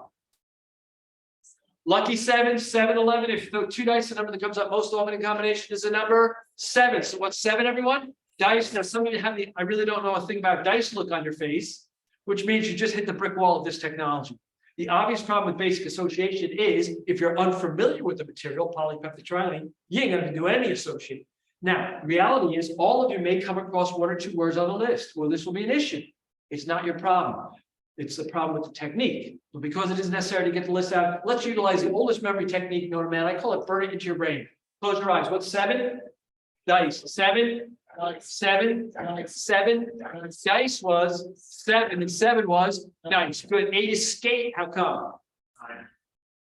Figure 8, ice skaters, 8 wheels, roller skaters, and 8 can skate also rhyme. Now, is rhyming a good way to remember things?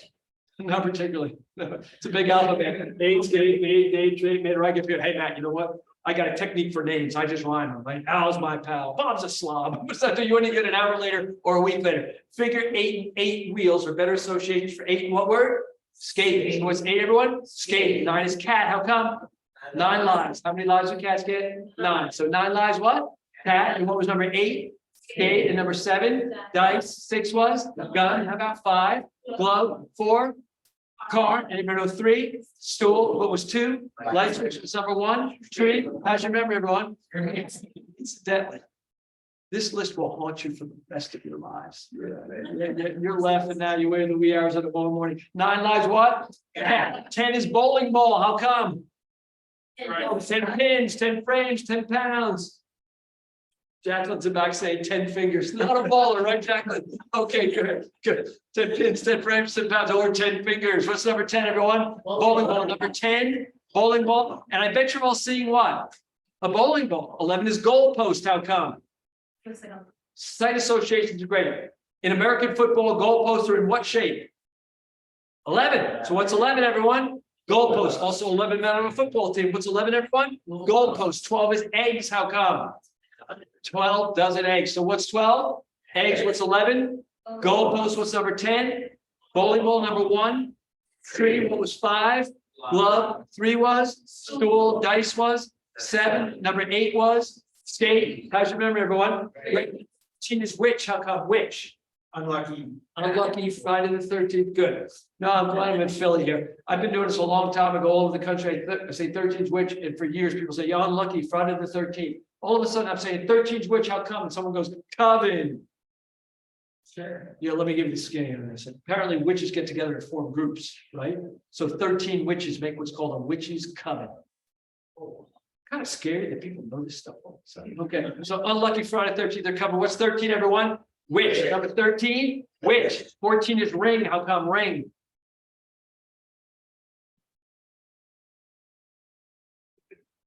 $14-karat gold ring. 14-karat gold ring. Some people say February 14th, you get a ring, you know what that's like in the big city. 14-karat gold what? Ring. Now, obviously, you're thinking that's not a very good association. And actually, it's not. What's the shortest distance between 2 points, everyone? Straight line. 5 fingers glove and 4 wheels car are more effective associations than 14-karat gold ring. But all it's pointing out is even when you're applying this technology, it can get cumbersome.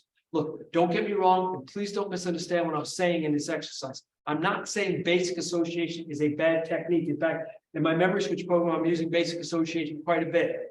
Developing libraries, developing file systems. The point is this: there are certain types of material where basic association makes you very, very effective. Like this, right? It's 14 karat gold what? Ring. So what's 14? Ring. 15 is paycheck. How come? How many of you get paid that way? None of you. Okay, great. So if you got a paycheck on the 15, 15 and paycheck would be a good association, wouldn't it? 15, paycheck, 15, paycheck. I have a bad association for you. April 15th, the federal government seems to want more and more of your paycheck. So 15th of the month, you may get a paycheck. April 15th, they want a chunk out of your paycheck. So what's 15? Paycheck 15, paycheck and 14, ring and 13, which and 1, string and bowling ball, 10 and 5. Glove and 3, stool and 7. Guys, how's your memory, everyone? Here's what we're gonna do. I'm gonna give you just a couple minutes to drill this list. Get together with a partner, maybe you work at 3s here and 3s there. Here's how I want you to do it. Number down a page from 1 to 15. Some of you may have a nice virgin list already there. Don't worry about it. Now you can use that. Do not write any words down. Don't write a single word down. But you're gonna work with your partner like this. You're gonna say to your partner, hey partner, what was number 10? What was 10, everyone? Bowling ball. How come? 10 pins, 10 frames. Now, it doesn't matter who asked who. All that matters is if you and your partner say, we know the number 10, both of you take your pen and cross off the number 10 so you know you've covered it. What was 15, partner? Paycheck. How come? Cross off the number 15. What was 6, partner? Gun. How come? Crossed it off. Jacqueline, don't write any words. Yeah. Okay. And what was 6? What was 6, partner? Gun. How come?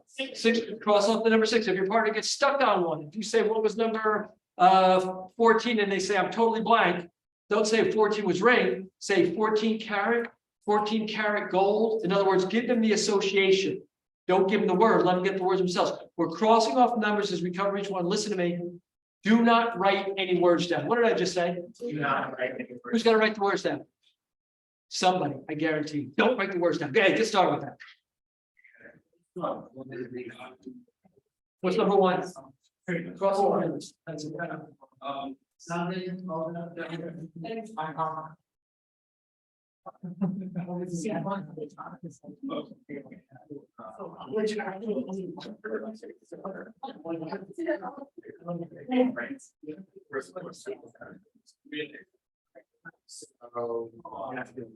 Guys, who's number 5? What's number 5? What's number 5? Cross it off your list. What's bowling ball? Cross it off your list. It's all what you do. Yep. Number 3.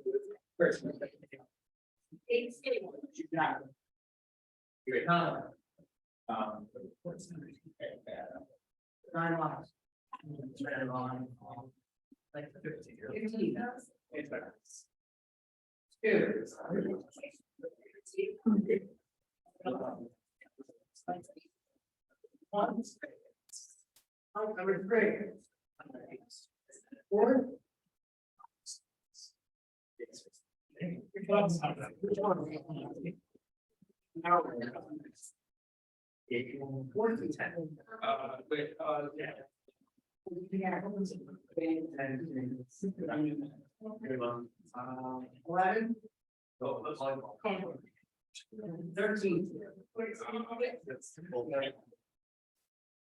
Which one?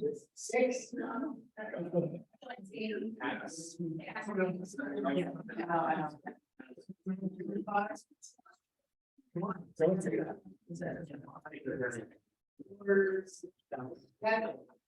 Hey, ladies and gentlemen, just got a couple quick questions for you. What was number 15? What was number 14? Ring. What was number 13? Which? What was number 10? Ball. Number 8. 7 was? Guys, how about 6? Gun. How's your memory, everyone? You have 15 numbers in front of you, yes? Yes. Write test B above it. And now you are on your own. And 12 is the easiest one on the list. 12 and dozen. Yeah. Write test B above it. And now here's what you're on your own. Write down the tree list. Write them down. Okay, write them down. Now let me suggest this. You're writing down the tree list. Go ahead and get started. If you get stuck on one, do not stop. If you start to slow down, go right by it. What'll happen is the minute you go by, it's probably going to pop into your head. But when you come back to it, the question should be, what was my association? That'll get you back to where you're going. You're writing down the tree list, getting stuck,